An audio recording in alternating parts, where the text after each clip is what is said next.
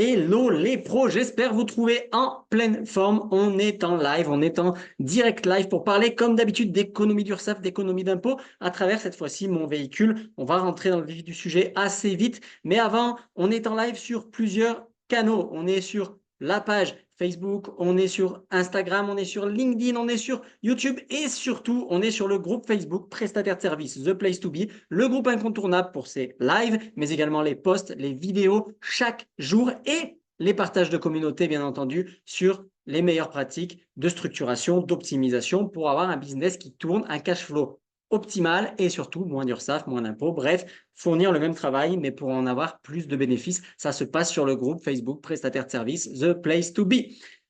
On est parti du coup aujourd'hui pour parler, comme chaque jeudi, d'un sujet. Et là, on va parler réduction d'URSSAF et réduction d'impôts en dédommagement de l'utilisation d'un véhicule. Vous êtes très nombreux sur un groupe de prestataires de services, c'est normal, à vous déplacer. Certains, non, vous faites des prestations en ligne. Certains, et la plupart, se déplacent. Que vous soyez artisan, que vous soyez infirmier libéraux, que vous soyez kiné également, que vous soyez coach sportif, que vous soyez, bref, plein de métiers où vous allez vous déplacer pour travailler. Et dès lors, vous avez trois façons de vous faire dédommager par l'État, ok, pour vos déplacements. La première façon, c'est très simple. Les artisans y pensent beaucoup. Forcément, ils achètent un utilitaire, ils en ont besoin, ils se disent, je vais l'acheter sur le pro. Les autres métiers y pensent parfois, parfois non. En tout cas, je peux acheter un véhicule sur mon patrimoine professionnel. C'est-à-dire que mon entreprise peut acheter un véhicule. Et c'est valable même en entreprise individuelle où on a une séparation des patrimoines. Ça peut être l'entreprise qui achète un véhicule et non pas la personne, même si l'entreprise est une seule et unique personne derrière.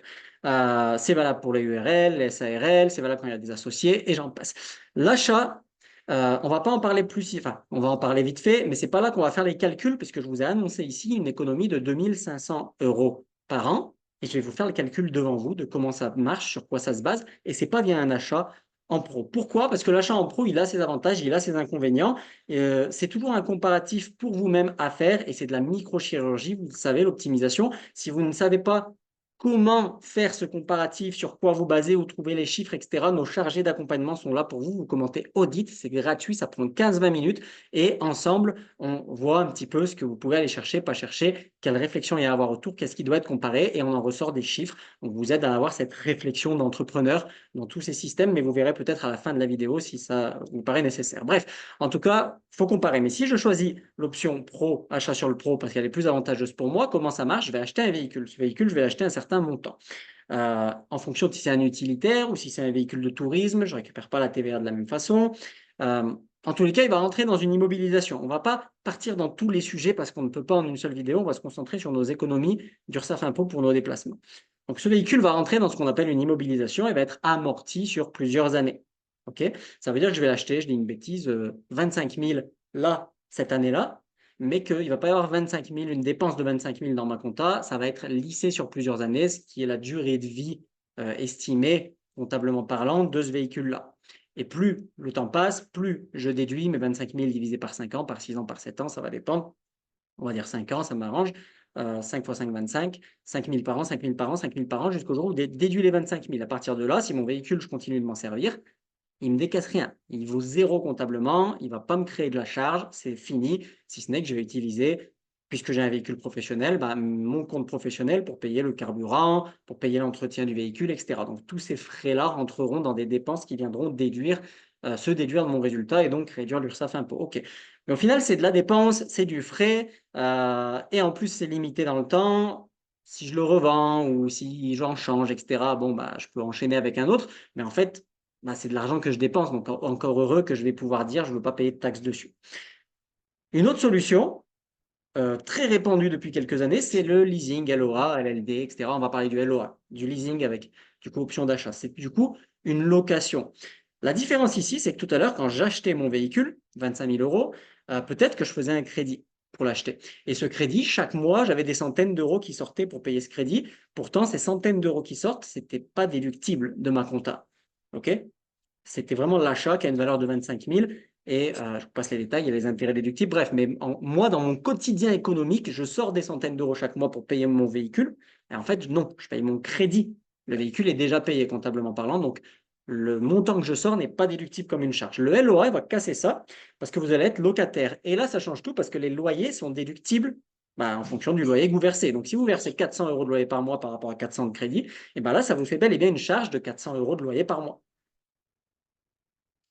Je passe vite exprès sur ces deux solutions, parce que c'est la troisième dans laquelle on va rentrer dans le détail, parce qu'elle est d'une simplification pour les prestataires de services extrême. Donc, je vais avoir 400 qui sortent en LOA, mais c'est un loyer. Donc, à chaque fois que les 400 sortent, c'est 400 déduits dans mon bilan comptable. C'est 400 qui vont réduire mon bénéfice déclaré. C'est 400 sur lesquels je n'aurai pas, ou mon revenu, si j'ai un revenu, bénéfice, bref, où je n'aurai pas d'URSSAF impôt dessus. C'est bien, mais ça reste une dépense au final, et j'ai des économies au prorata de la dépense, mais cet argent, je ne l'ai plus. Là où une magie peut s'opérer, elle s'opère 90% du temps. Si elle ne s'opère pas, entre guillemets, c'est que finalement, les limites de cette magie, vous y êtes au-dessus, et ça fait que vous êtes mieux à avoir acheté ou à faire un LOA. Et vous allez comprendre de quoi je parle quand je dis les limites. Là où une magie peut s'opérer, c'est si je me lance à mon compte, je me suis lancé à mon compte, et depuis tout le temps que je suis à mon compte, je n'ai pas acheté de véhicule, j'ai mon véhicule perso, quoi. Moi, j'ai fait ça longtemps. Avant, j'étais dans le milieu du sport. Vous le savez, j'ai été coach sportif. À une autre époque encore, je donnais des cours de maths. Bref, je me déplaçais de client en client et j'avais ma petite Clio, puis après j'avais ma petite, je ne sais plus ce que c'était, mon épave, mais en tout cas j'avais mon véhicule perso pour aller au travail. Et beaucoup d'entre vous ont votre véhicule perso, même si vous n'allez pas au domicile, vous allez à votre cabinet, vous utilisez votre véhicule perso pour la plupart d'entre vous, les infirmiers libéraux, je sais que vous utilisez vos véhicules perso très souvent, etc. Quand j'utilise mon véhicule personnel, il appartient pas à l'entreprise, donc elle ne l'a pas acheté, elle n'est pas en LOA non plus. Donc, au niveau propriété de l'entreprise, c'est moi en tant que personne. Pourtant, mon entreprise s'en sert. Donc, pour me dédommager de ça, je vais avoir le droit de déduire une certaine somme, on va voir comment elle se calcule, de mon résultat. Donc, je vais peut-être faire 10 000 euros de résultat, comme vous voulez, au mois, à l'année, ça dépend de votre chiffre. Je vais faire 10 000 euros de résultat, mais je vais avoir le droit de déduire X 1000 pour l'utilisation de ce véhicule, ce que j'en ai fait, etc. Alors que j'ai bien toujours mes 10 000 sur le compte. Certes, le véhicule, il m'a servi, j'ai usé de l'essence, etc. Mais on va voir que la somme qu'on nous permet de déduire est plus importante dans 90% des cas, et c'est là où je voulais en venir, que ce que j'ai vraiment eu comme coût à l'usage de ce véhicule et à sa vétusteté, et j'en passe. Ce barème est assez généreux. On va voir celui des BNC, celui des BIC est différent. Ce barème est assez généreux, ce qui fait que souvent je suis avantagé. Et en termes logistiques purs et durs, je suis 2 fois plus avantagé car je n'ai pas à garder chaque facture ticket d'essence, chaque ticket de péage, chaque facture de mon LOA, etc. et à tenir cette compta-là. C'est un forfait. Boum, je le demande. On met le chiffre sur la case avec justificatif en cas de besoin, mais vous allez voir, c'est hyper simple. Comment ça marche? Je vais vous montrer un barème kilométrique qui est le barème des BNC. Yes, normalement, vous voyez mon écran. Hop, il est là. Il est là, ce barème des BNC. Qu'est-ce que ça nous dit? C'est le site service public, c'est le site de l'État. Là, je m'arrête sur les BNC, je parlerai des BIC juste après et je viendrai sur vos commentaires. Je vois des petites bulles qui apparaissent, no panique. Ce barème kilométrique, qu'est-ce que ça nous dit? Ça nous dit que, alors c'est celui pour les voitures, encore une fois, attention, c'est de la microchirurgie. Vous allez avoir une voiture, vous allez avoir un scooter, ça va être un barème différent, une véhicule électrique qui va être majoré de 20%. Il y a plein de conditions. L'idée de ces lives, c'est que vous compreniez le fonctionnement pour qu'en tant qu'entrepreneur, vous puissiez aller chercher vos droits pour ceux pour qui ce n'est pas fait. Parce que cette donnée-là, pour ceux pour qui ce n'est pas fait, je vous le dis, c'est très courant et vous êtes en train de passer à côté d'un truc hyper courant. Il en existe des bien moins courants où je comprends. Ici, c'est vraiment, vous êtes en train de passer à côté d'un truc. Bref, au-delà de l'alarmisme, expliquons. Comment ça fonctionne? En fonction des chevaux de mon véhicule, et c'est là qu'il va y avoir des limites. En fonction des chevaux de mon véhicule, je vais avoir droit de décaisser X euros à la fin de l'année. Si dans l'année, j'ai un véhicule, je vais prendre l'exemple qui m'a permis d'atteindre les 2500 dont je vous parle. 6 chevaux, c'est le cas de mon Dacia Duster. J'ai un véhicule 6 chevaux, hop, et je fais, je ne sais plus, du coup, je m'excuse, 11 000 km à l'année. Vous voyez, je n'ai pas été un grand rouleur. À une époque, les coachs sportifs parmi vous, les infirmiers, vous allez me rironner avec 11 000 km à l'année. Je le sais, mais au moins, je parle à plus de monde pour que vous compreniez. Qu'est-ce qui va se passer si j'ai un véhicule 6 chevaux, que je fais 11 000 km à l'année et qu'il n'est pas électrique, sinon c'est majoré, mais je ne suis pas à 6 chevaux en électrique, mais bref. Je vais faire la distance que j'ai fait à l'année, donc 11 000 km, multiplié par 0,374. Attention, si vous regardez en replay depuis X temps cette vidéo, le barème change chaque année. Et je vais ajouter un fixe de 1457. Je vais tomber sur 571. 5571, c'est pas ce que je gagne, c'est la somme en euros que j'ai le droit d'enlever de ma déclaration. Juste pas l'enlever, pas la mettre dans la case. Il y a des cases dédiées pour ça. Tout ce qui est mode de déclaration, on pourra en parler avec plaisir si vous voulez creuser ça. Mais comprenons la situation. Je vais avoir 5 571 euros que j'ai gagné, que j'ai économiquement sur mon compte en banque, que je peux récupérer de mon compte professionnel, mais qui ne sera pas une rémunération parce que ça va être un décaissement, je vais y arriver, un défraiement. OK? 5 571 euros qui ne seront pas un revenu alors qu'ils sont sur mon compte en banque. Ça veut dire quoi? Ça veut dire 5 571 euros qui ne passeront pas par la case URSSAF et par la case impôt.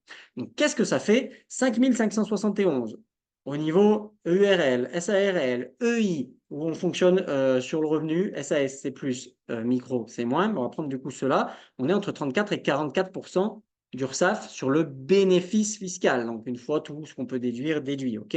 On va partir sur 40%. OK? Ça peut être 34, ça peut être 44, on a vu du 47 pour certains, mais ça va dépendre ensuite dans cette URSSAF, CIPAV ou Carpinco ou machin. OK? Partons sur 40%. Ça nous fait une économie, normalement, sur ces 5 571, si je les avais pris en revenu, si je n'avais pas demandé ce défraiement auquel j'ai droit, eh bien, j'aurais eu 2 228,40 euros d'URSSAF dessus. OK? Et sur ces 5 571, j'aurais eu de l'impôt. L'URSSAF est déductible de l'impôt, donc j'aurais d'abord eu, on note bien 2228,40 d'URSSAF que j'aurais dû avoir, que je n'aurais pas. OK? Et si je les avais pris en revenu, j'aurais eu cette URSSAF dessus. Donc, après mes 5 571, j'aurais eu l'URSSAF qui serait passé. Il aurait resté 3 342,60 à déclarer aux impôts. Et j'ai l'habitude de partir sur une tranche à 30% d'impôt, car c'est la tranche moyenne des Français. Parfois, on me dit, ouais, mais moi j'ai 11%. OK, partons sur 11%.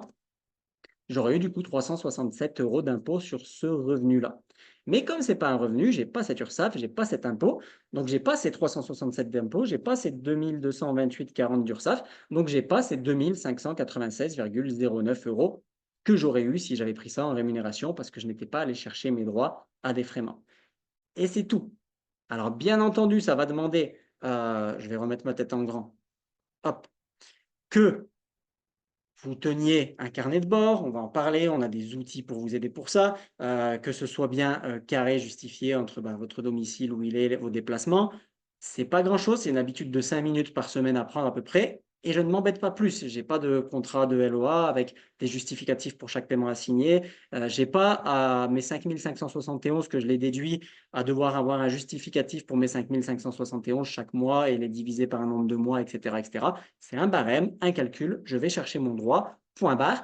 Et c'est ad vitam aeternum, du moins tant que le véhicule tient la route et que je m'en sers. C'est-à-dire que si je m'en sers 10 ans parce que vous êtes comme moi, vous prenez un véhicule et vous le gardez longtemps, en général, moi, je ne les revends pas. J'aime qu'ils soient morts, mes véhicules, tant que ça roule.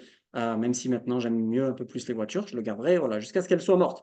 Et ben, ça dépasse de loin les 5 ans par rapport à un achat sur le pro où après 5 ans, elle ne décaisse plus rien. La valeur de mon véhicule est considérée qu'il est à zéro, donc j'ai plus de décaissement. Là, tant que je roule avec, c'est ce que je roule qui est dédommagé. Par contre, l'essence, je continue à la payer en tant que personne. C'est mon véhicule perso, c'est moi qui la paye. Et ce barème BNC prend en compte, et c'est pour ça qu'il est généreux, il prend en compte la vétusteté, l'essence, l'entretien, etc., etc. Il prend tout ça en compte. OK? Tout ce que je paye avec mon pro, toujours, ça va être parking péage. Maintenant, petite parenthèse pour les BIC, et j'arrive sur les commentaires. Pour les BIC, ce n'est pas le même barème. Ici, on est sur un barème kilométrique. Pour les BIC, on va avoir un barème carburant qui existe. Donc, vous allez pouvoir acheter en pro, avoir un LOA. Bon, les BNC aussi, on ne va pas aller trop loin, mais j'espère que vous avez compris le fonctionnement. Vous allez pouvoir acheter en pro ou avoir un LOA. Et plutôt que de passer, chaque fois que vous passez à la pompe, garder le ticket, dire c'est du pro, enregistrer votre ticket, etc., quand même avoir un barème pour le carburant, uniquement pour le carburant, et qui est quand même un peu plus avantageux. Ça dépend, il faut regarder chaque année. Il faut vraiment faire vos calculs par rapport à la consommation de votre véhicule et le prix de l'essence, qu'est-ce qui lui est arrivé ces derniers temps. Mais souvent, on arrive à s'y retrouver, ou au moins c'est équivalent et c'est moins chiant. Parce qu'en fait, je prends mon barème par rapport à mon nombre de kilomètres et ça me fait mon carburant et je ne garde pas chaque ticket à la pompe, je ne m'embête pas avec ça, tu vois, je peux y aller comme je veux. De toute façon, c'est les kilomètres à la fin qui vont faire foi. Voilà comment ça fonctionne. Et au final, qu'est-ce que ça veut dire? Ça veut dire que moi, dans cet exemple-là, qui avec mon Oster pouvait avoir fait 11 000 kilomètres à l'année, soit je ne cherche pas, je fais mes prestations, j'encaisse mes clients, je décaisse pour X ou pour Y dépenses que je fais, et tout ce que je paye vraiment, c'est une déduction, et je ne vais pas chercher plus loin, et j'aurais payé sur 5 571 euros de trop d'URSSAF impôt. Alors qu'en saisissant cette pratique-là dans mon bilan, il y en a 24 autres comme ça Je vous rappelle, alors pas comme ça, il y en a qui jouent sur les mêmes données, d'autres non, mais en saisissant ces pratiques-là, au final, on voit que soit ça réduit le chiffre et du coup, il y a moins d'URSSAF, soit ça change le taux, soit ça me rembourse en crédit d'impôt des éléments. Et c'est ça, au final, l'optimisation. Il existe 24 pratiques.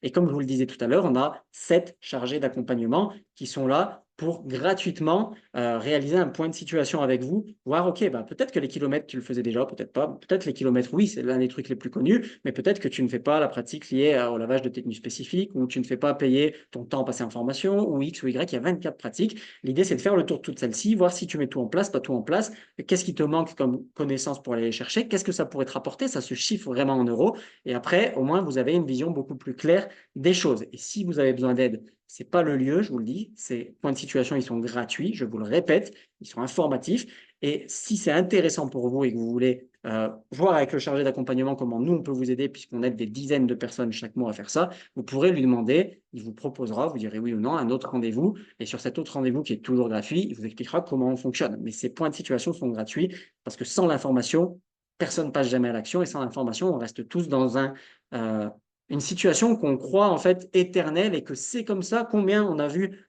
sur ce groupe assez récemment de ras-le-bol qui se transforme en on n'y peut rien, de toute façon c'est comme ça, alors qu'il existe plein de solutions. Ces points de situation, ils sont là pour vous les montrer, ces solutions, ce qu'elles peuvent rapporter, qu'elles existent, et pour sortir de cette victimisation, et je ne le dis pas du tout en jugement, mais je le dis en constat, qui voudrait que c'est comme ça et qu'on n'y peut rien, parce que c'est pas vrai. La France, c'est très beau au niveau comptabilité, fiscalité, droit. La seule chose moins belle ici, c'est qu'il faut qu'on connaisse les rouages, et ça, il n'y a que l'entrepreneur qui peut les comprendre, quitte à déléguer les actions derrière, mais il n'y a que l'entrepreneur qui peut les comprendre pour avoir sa propre stratégie, savoir ce qu'il a à faire ou à faire faire. Et si on le sait, eh ben on va le chercher. Nul n'est censé ignorer la loi, comme on nous dit. Donc le seul hic de notre système, c'est pas qu'il n'y a rien à faire, mais c'est que très souvent, c'est pas connu et on ne nous les donne pas dans la bouche, on ne nous les sert pas sur un plateau. C'est à nous d'aller chercher ces informations, d'aller développer notre capacité à établir des stratégies. Et en fait, c'est ça, être chef d'entreprise, au final, même quand on est chef d'entreprise que de soi-même. Et malheureusement, on ne peut pas y échapper. Donc, je n'ai pas de solution magique pour vous, ou autrement, ce serait illégal, si ce n'est que d'apprendre le système, l'écosystème, les rouages, et vraiment dans leurs moindres détails pour vous rendre compte qu'en fait, il y a plein de choses à aller chercher. On existe 25, et sur les 25, on ne va jamais chercher les 25 parce que c'est de la microchirurgie, mais on va tous en chercher une dizaine quelque part qui n'est pas la même dizaine que le voisin. Et c'est comme ça que vous voyez les résultats qui passent avec du 5 000, avec du 8 000, avec du 12 000, avec du 14 000 d'économies par an parce que on n'allait pas chercher des droits qu'on ne savait même pas qu'on avait. On sort de ce merde, c'est comme ça, grâce à la connaissance. Donc, c'est pour ça qu'on fait, voilà, fini mon speech, qu'on fait ces points de situation avec nos chargés d'accompagnement gratuits. Ça vous permet d'ouvrir les yeux, et ceux qui parmi vous veulent voir comment on peut vous aider à accélérer la chose, à aller plus vite et à être sûr de comprendre les choses dans le bon sens et de faire les choses correctement, et ben, ce sera avec plaisir qu'ils vous le présenteront. Vous commentez audit tout simplement, et on revient dans 1-2 jours maximum vous voir en privé pour un premier petit échange, s'assurer que on n'est pas complètement dans l'incompréhension, si je me suis mal exprimé sur mon live ou quoi, et ensuite prendre un rendez-vous gratuit avec ce chargé d'accompagnement qui va vous éclaircir ces choses-là. Yes, alors oui, j'en ai parlé, je vois Daniel qui nous dit, j'en ai parlé, moi je me déplace, mais en scooter. Je ne vous l'ai pas montré, je l'ai fermé, je suis désolé. En dessous du barème, sur le site de l'État, vous avez le barème pour les 2 roues. Pour les 2 roues, vous avez scooter, 50 cm3, toutes ces choses-là. Le barème est bien moins avantageux forcément, mais en même temps, ça coûte moins cher, autant à l'entretien qu'à l'assurance, etc. Un scooter. Donc vous avez 50 cm3, un cheval, on dit comme ça, deux, et ça ne doit pas monter à bien plus haut. Il ne parle pas en centimètres cubes pour les suivants, il parle en chevaux malgré tout. Il faut regarder sur votre carte grise et le barème est juste différent. Et du coup, je rebondis à ta question. Pour ceux qui se poseraient la question pour l'électrique, c'est le même barème, mais majoré de 20%. Donc, mon résultat, je fais fois 1,2 à la fin, mais 5571. Si c'était une électrique, je fais fois 1,2. Sauf que je n'aurais pas eu 5571 parce que les électriques, elles n'ont pas 6 chevaux fiscaux. En général, elles ont plutôt 1 ou 2, sauf les grosses électriques.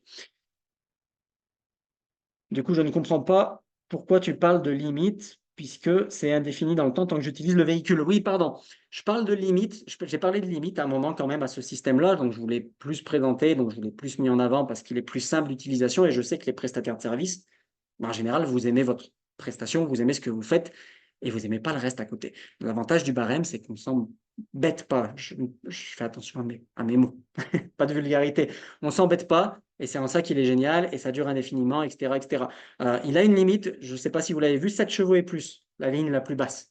Aujourd'hui, si vous avez une berline, si vous avez quelque chose de plus costaud, vous allez être sur du 8, sur du 9, sur du 10 chevaux pour certains d'entre vous.